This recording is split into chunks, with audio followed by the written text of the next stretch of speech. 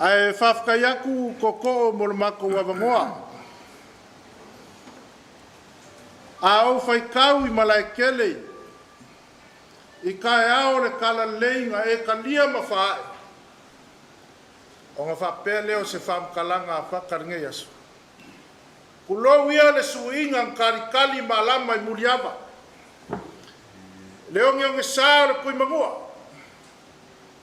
Awale sumai o feoi o le kala lei.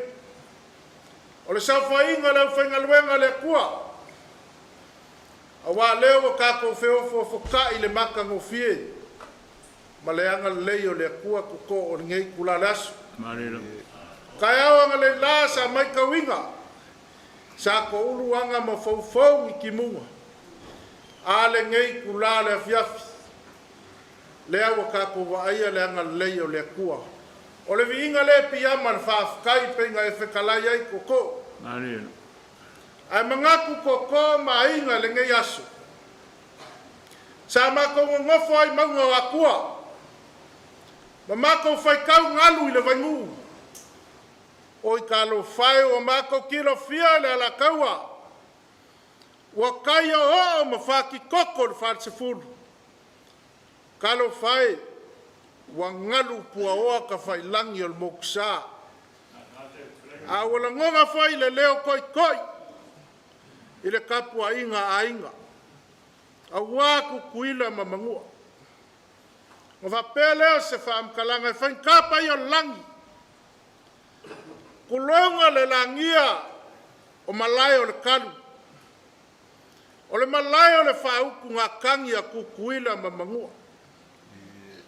O le malai e kuai le maoka kupu ma inga.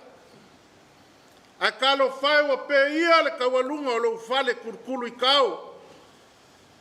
A wale fio ko vangsili.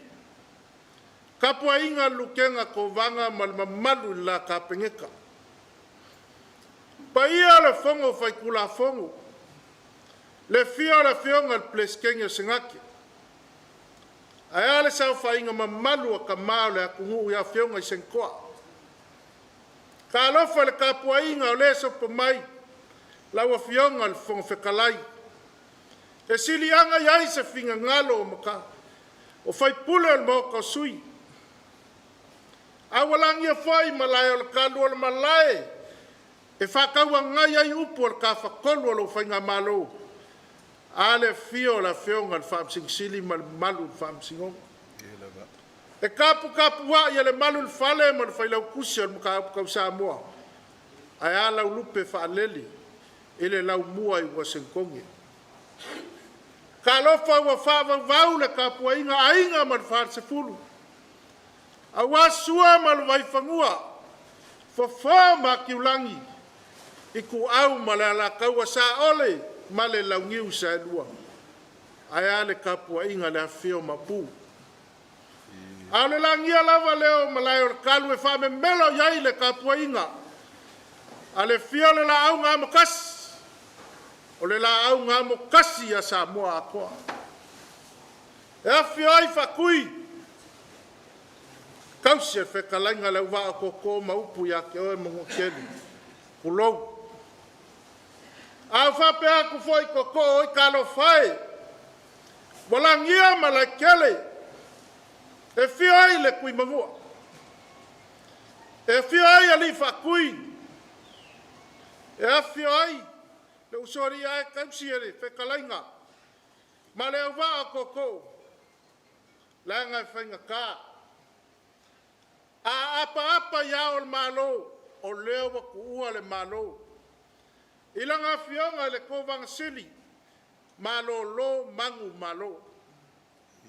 O le fo isa se ei. Ilanga fo ka vika. A wau ku fai o le fongo fai kula fongo. Wa kuua le Malo. Ilanga fionga le pleskenge Malo lo mangu Malo. O le sengake. A o le usuia lava leo le fongo. E whainga kako ko o le whale u. Sui al fongo le ko whaia lolo. Makalasi molinga. A o le kama sa wha pele iai le whatse fulu man moksa. awa upu fai o malo. Koko le so, e le koe mau ala fia so wha pengei. E le usuia wha alua vai se fongu. E whainga kāle fia mai o la whiunga le pāle mia kauanga u wha kulou. Awa malakele, le moku sā. Oi kālo whai o ngausia le koko. Sa kausia ai. Ke pakasi ma whanfasa. Le fia mai la whiunga ia. Laulang. A o foi kalamoa ma langi koiva. E whapenga. Koko. Ele mama afisia ya kumua ma Pule le so. O le kala le e whapea. O le langia o le whalse fulu ma le moku sā. O le langia lava leo kumua ma Pule. Ua kore kimu. Ua ngau ngau au kā. Ua ka kā whali. A wale kapua inga a inga makama. E kapua ia le usonga kumua ma Pule. Iku au malala ka wa inga kai malva o funki. A wale ku ua le malo le whiunga le kovang sili. Malo lo mangu malo. O le ku ua foi leo le malo ka mao Samoa a koa. A whai whea wa alu kausanga. Wa kau kalaaso kausoa le venga. Ma kai kai o le lai ku o le vai. Le ala ngā se kala kaunga kala se whamkalanga whakarngi asu. Koko. Whape leo se whamkalanga. O leo wa sisile mai ainga.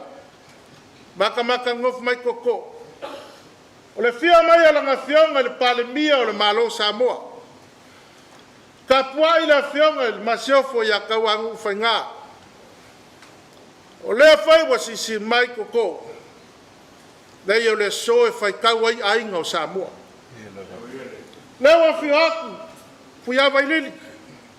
O le kamanga sai lau whai ai kumua. O whio aku whanungau. A wale ainga ngā masa sai lang. A o whai le kako wangu ngofo whar koko. Leo o masa se lua aku ma le ko whai a leo muenga. O upu ia kausi ei le kako wangu ngofo koko. A wale so malango wha moe moe. Kau wango wha pa ia whainga kāle whio mai al kausiali. O le whionga le masiofo. Ia sin whia molinga. Whakulou le kapua inga wha vau. Inganga moe. Wa ngase koko le masinga upau le la. Wa ngase solo a wale whionga le mapukas. A le whio kei mangualo. Le makua malangofo whangau. Le angalo I fale ma le whekalainga ia kua o lo maupu ia ke oe lau New South Wales. O langi ia e whainga kālu kako wangofo koko. Peleo se whamakalanga. O le soma kako si whainga. Ka uia nga whailo ma whaikawangi. E le ngalo yolan ma whanga koko mainga. Le vāku ngofo Samoa ngalua. Awale Malo kukuila mamangua. Malo o kumua ma Pule. Leo a whio mai langa whionga le pālmia o Malo Samoa. Ma kou ke kuaku le kau au ka kou ke wha wau whakas. Ai ma kou ke wha mamalu e koe saunginga o langa whionga le kovanga. Malo lo mangu malo. Se le whionga ia anopo lolo matalasi molinga. Swafa ia sa kiwai le koe inga pe a wha malolo waku I kumua ma Pule. E leo se whamakalang. Ia alo mai ale ngai kua na kāku ainga. Se kau whai aku se whamangsinga ale Malo Samoa. Le ngai le ma afisia le mafukanga wangi wadi. Wasoa. Koko o upu ale kusisale ka ke whaikau I rasa. Ngasa ili ai aku maunga o kumua ma Pule. Ia lewa whai le pulu pasama kiriaka. Whai makomaanga. Ai ale liu se siku. Le laula au leanga momo ei mara. Se vai mangalo. Lewa ongan ngai asu. Ia le loko whawau vau. Pai ei ainga. Laula au lea wale whiako la whionga le pālmia. Mal mamalu le Malo Samoa. Ai ainga ia ka puat. O aso whapengei malkako kungongofo koko. E whai ai le kangawai o Malo. Awa e iu al koko o usia al fongo. O le kaikai o le Malo o Amerika Samoa. O le whalolonga o le whala sa lafo i luma. Awa le kapua inga al whal se fulu mal moksa. O lewa koko longa sa poloko. Ai mangaku la fionga al palmia ma le fiamai la seofo mainga ia. Lei o la fionga le kovang siri. Ua afu lang kaukua kala lei. E maukingoa o le langi le la fio iai le fionga al koko. O le ia le au fiele sa. E whainga kau por kako wangofo. O le mesa sa kaui. Malai filungia wa ainga sa kupua ma ainga sa mare kwa ai sa ke malu ai ki fau ma ka li poia yupo o kumua ma Pule ma kova koko o le fio mai o le fio ngal palmia a wale va kan o pe fa e o sai mai e iai mangaku, e kasi ale alo fisa lo lau vivilu ai Samoa. O le kako ngafa foi le kasi koko, ai al kapo ai maia ainga. O le alo fisa ngai le kai sama nga ko ai le lau kamu kafea, ainga sa male koa. E le kausa ili sa kako ngafa iwi ngafa kau Malo. A le ngafa le kungua wale fia maia kui mangua e kausi e koko.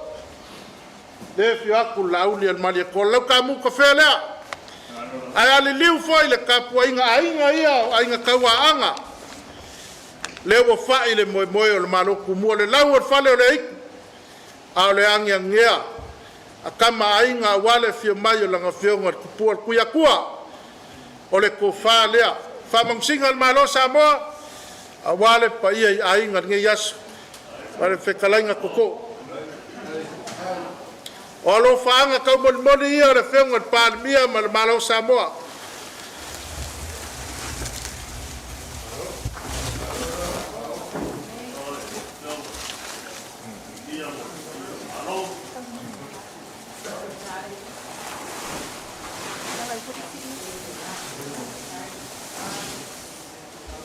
O le kofanga pa ia iainga al whamangsinga al Malo Samoa.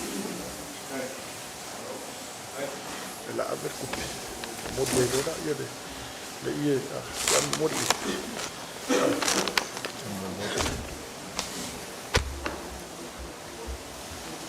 o mau kuaku ngā vaenga koko e kele waso o lo kapo ia ainga o le foi e loma ia koe saunginga al kama e iei upo fale uponu e fai aso ngi sa wau ma a le fio mai o langa fio ngal palmia ka puai ma seofo ma la fio aku ainga ia a pese fam kalanga o le sosoangi ngai le Malo Samoa se kamaka waku le mantle i koko a sosoangi le Malo Samoa e luas fuafe Amerika a wale fa moi ko yaso Pawar se mewa maua kumua ma Pule. Awa se e mai lo le lady Samoa fa fole kaudia le mako kala le yo. O se sosoangi nga awa le fa mo ainga. O yaso. Pa leo se fa makalanga koko. Le ia lea. Saka oko ai kia fau. O le malai o le fau kunga kangi a kumua ma Pule. O le sa ilinga Malo Samoa kukokas. O le ia lea ufika iai.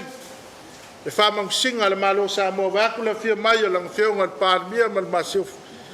A wako sa nginga al kakukama. Ea o le ufika ilea se kamwhainga vai vai.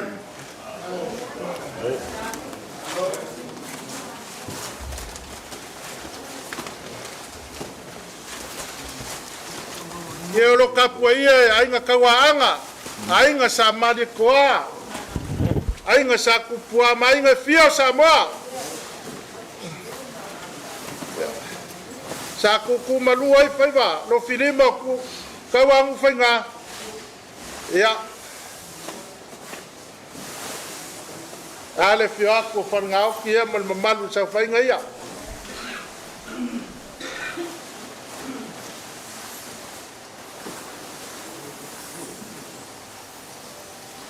Koko, ole kakalo ainga ia, ole fionga il parimia, ole malo ku kokasio Samoa, ia kafi mala le fainga malanga.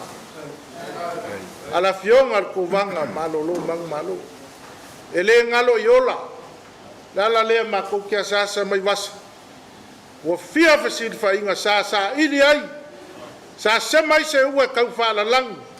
Aware kaku vango foi ufai o malo mai ka waku o le ke ku awale aso koko ele ma fai o faka mala kusa mau kumua ma pule ka makuam koko mar falang fun e kause u pu wakala ia wakama ia